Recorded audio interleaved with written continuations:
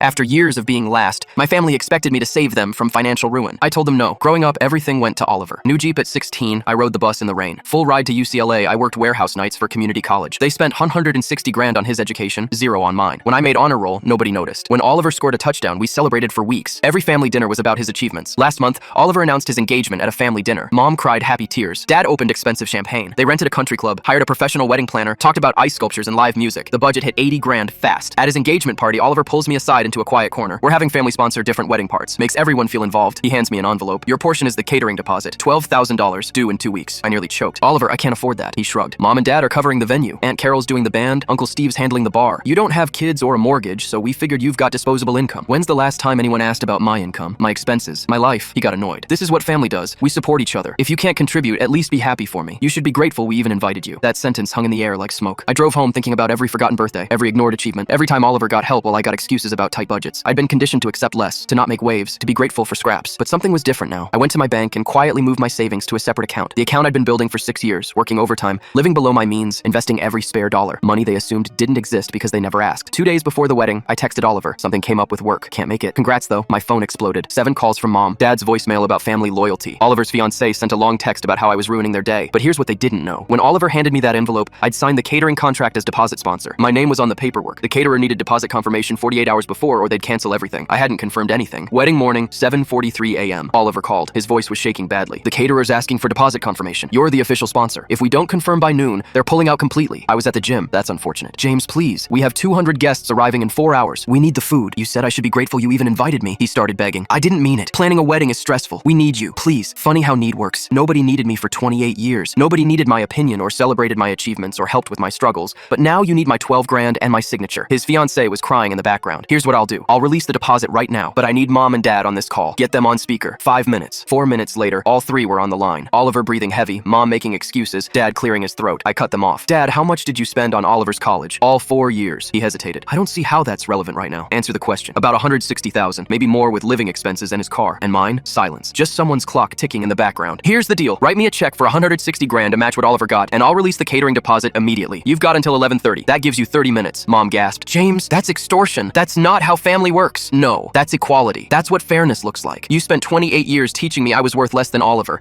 Now prove you were wrong or explain to 200 guests why there's no food at the reception. Dad tried negotiating. Son, we can talk about this after the wedding. No, the deadline is 11:30. 11 minutes from now. Oliver was panicking. Please, James, I'll pay you back. I swear. You defaulted on the 5 grand from Aunt Carol. You never paid Dad back for the truck down payment. I don't want promises. I hung up and went back to my workout. Checked my phone at 11:18. Nothing. At 11:22, my banking app sent a notification. Transfer received. $160,000. The wedding went on as planned. On as